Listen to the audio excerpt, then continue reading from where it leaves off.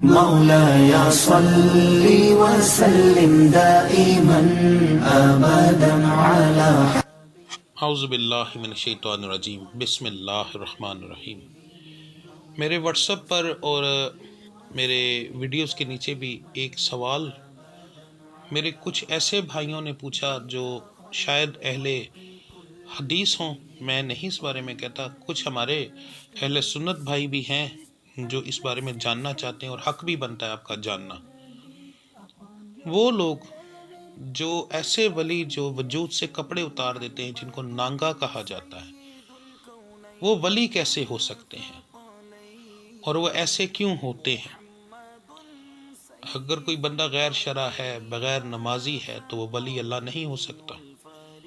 ایسے کافی سوال آئے مجھے، میں زیادہ گہرائی میں تو نہیں جاؤں گا، کچھ باتیں ضرور بتاؤں گا آپ کو، جتنی مجھ میں عقل ہے یا جو میں نے اپنے بزرگوں سے سنا ہے اس کے مطابق۔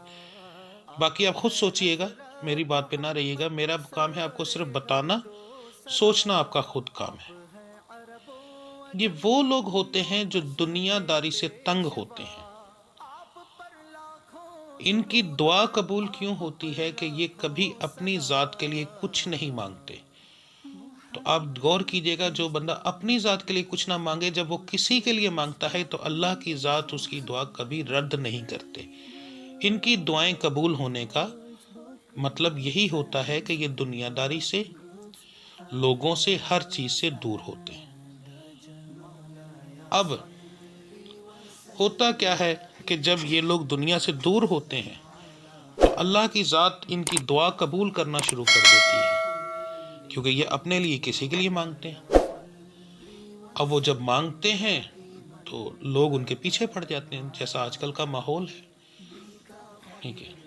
اب ان کے پاس کیا ایک ہی طریقہ ہوتا ہے کہ وہ لوگوں کو کہتے ہیں ہم سے دور ہو جاؤ، دور ہو جاؤ، پر وہ نہیں مانتے، دنیا پھر پیچھے پڑ جاتی ہے اور زیادہ پڑتی ہے۔ تو وہ کیا کرتے ہیں، اپنے وجود سے کپڑے اتار دیتے ہیں۔ اب دنیا کے اندر ایک ایسی چیز، اس سے بڑھ کر کیا ہو سکتا ہے کہ ایک بندہ ننگا ہو جائے۔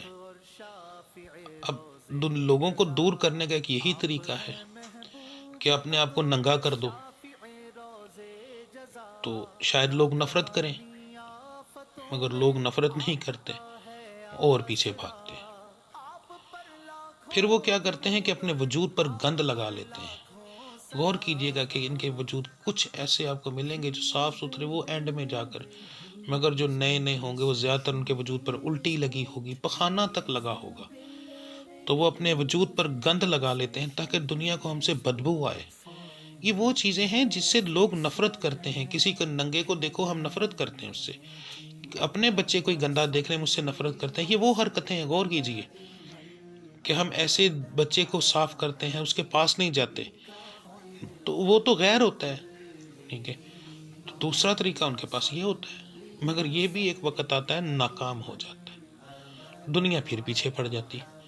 پھر ان کے پاس تیسری ہتھیار کیا ہوتا ہے، گالیاں دینا، ایسی گندی اور غلیظ گالیاں کہ جو گالیاں ہمیں اگر کوئی دے تو ہم شاید اس کو ویسے ہی قتل کر دیں۔ وہ ایسی گالیاں دیتے ہیں کہ سنی بھی نہیں جا سکتی۔ اب اس سے آگے آپ خود سوچیں کیا ہو سکتا ہے۔ یہ سارے حربے اصل میں کسی کو، اب خود سوچیں نا، کوئی کیسا انسان ہوگا۔ اب لوگوں نے تو خیر ڈھکوسلے بنا لیے، وہ علیحدہ بات ہے، جو ریئل آدمی ہے اس سے آگے کیا کرے گا؟ کسی بندے کو مار تو سکتا نہیں، گالیاں ہی دے سکتا ہے نا، کہ بھائی میں اس کو گالیاں دوں گا، یہ مجھ سے دور ہو جائے گا، ٹھیک ہے۔ گندی سے گندی گالیاں وہ دیتے ہیں، غلیظ سے غلیظ گالیاں دیتے ہیں۔ ننگا ہو جانا، وجود پر گندگی مل لینا، لوگوں کو گندی گندی گالیاں دینا، یہ سارے حربے ہوتے ہیں دنیا سے دور جانے کے، مگر دنیا پھر ان کے پیچھے پڑ جاتی۔ کبھی آپ غور کریں، کبھی کسی نے یہ کہا کہ میرے پاس آؤ؟ وہ تو یہ حرکتیں اس لیے کرتے ہیں کہ لوگ نہ آئیں۔ اب دنیا پیچھے پڑ جائے تو اس میں ان کا تو کوئی قصور نہیں، ہم انہیں کیسے غلط کہہ سکتے ہیں؟ غلط تو ہم خود ہیں۔ ہم لوگ پیچھے پڑتے ہیں، ہم پیچھے بھاگتے ہیں۔ اب ان کے پاس دو چار جو حربے ہیں وہ تو وہ کرتے ہیں، اب اس سے آگے کیا کریں گے، ٹھیک ہے۔ تو ان کو کوئی بات کہنے سے پہلے اگر وہ نماز نہیں پڑھتے تو میرے بھائی یہ ان کا اور ان کے رب کا معاملہ ہے. ہم انگلی تب اٹھائیں جب وہ ہمیں خود بلائیں، ہمیں کہیں کہ آؤ جی میرے پاس آ کے بیٹھو، میں تمہیں اولاد دیتا ہوں.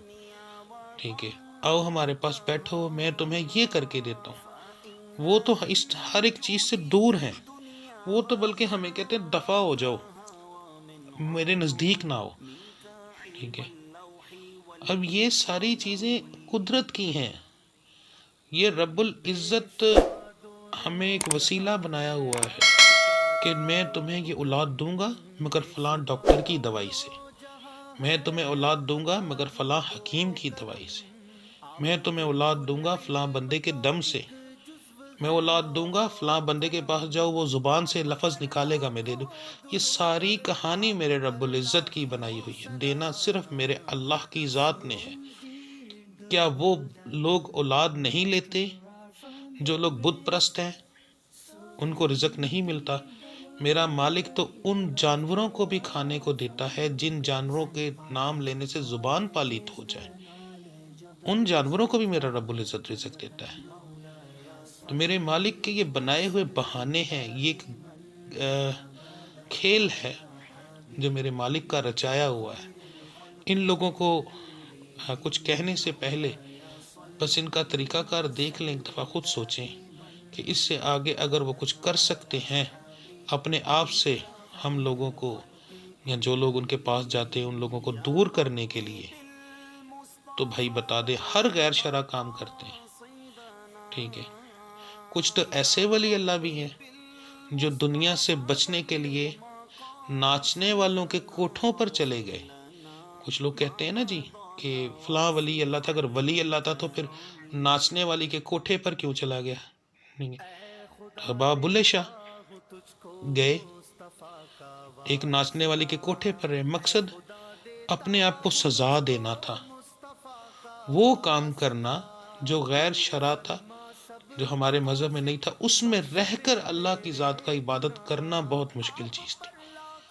ٹھیک ہے، دنیا سے اپنے آپ کو دور کرنے کا طریقہ ایک یہی تھا. شاہ شمس تبریز ایک کنجری کے کوٹھے پر چلے گئے، لوگ پیچھے ہٹ گئے. ٹھیک ہے، کہ جو کنجری کے کوٹھے پر چلا گیا اس کے پاس کیا ہوگا. تو یہ سارے طریقے لوگوں سے دور بھاگنے کے ہیں. اصل میں کسی کو بھی کوئی شوق نہیں ہوتا ان چیزوں کا، کسی ولی اللہ کو کوئی شوق نہیں. وہ صرف اپنے آپ کو دور کر لیتے ہیں. جنگل میں چلے جانا، لوگوں سے دور کرنا، تاکہ ایک جگہ پر بیٹھ کر اللہ کی ذات کی عبادت کر سکیں. کیوں؟ اس کا ایک ریزن ہے. اب یہ سوال بھی بیچ میں آتا ہے کہ وہ جنگلوں میں کیوں جاتے ہیں. اس کا بھی ریزن ہے. سوائے آقا کریم دو جہاں صلی اللہ علیہ وآلہ وسلم کے کسی نبی نے بھی کسی کو جنت کی بشارت نہیں دی، کیونکہ وہ تو خود ڈرتے رہے کہ پتہ نہیں ہم نبی رہیں گے نہیں.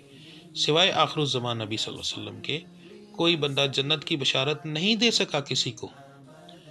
کوئی بندہ اس طرح کا نہیں تھا. ہر بندہ اپنے آپ سے ڈرتا رہا. انبیاء اکرام بھی ڈرتے تھے کہیں ہم ردے نہ جائیں، کہیں ہمارے سے نبوت نہ چھین لی جائے، کہیں ہم دوزخ میں نہ چلے جائیں.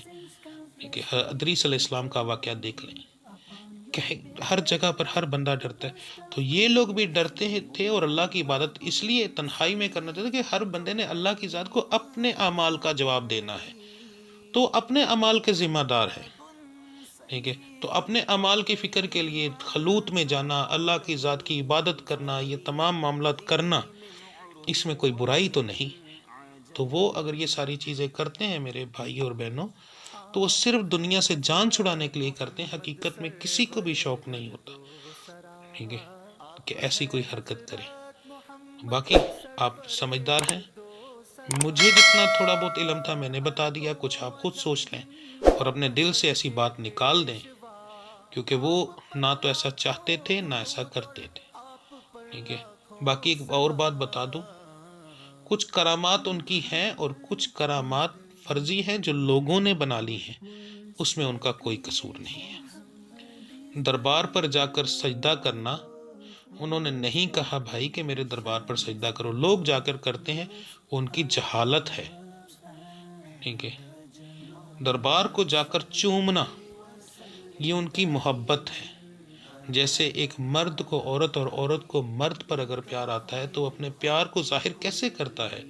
اس کو چوم کر، اس کے ہاتھ کا بوسہ دے کر۔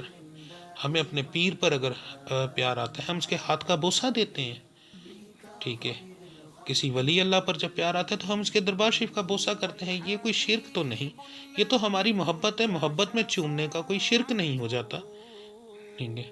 محبت میں چومنا صرف محبت ہے، اس کو شرک نہیں کہا جا سکتا۔ تو ولی اللہ نے کسی نے ایسی بات نہیں کی۔ باقی آپ اپنے مائنڈ میں خود سوچ لیں، جو اللہ کی ذات کو منظور۔ میری جتنی بساط تھی میں نے بتا دی۔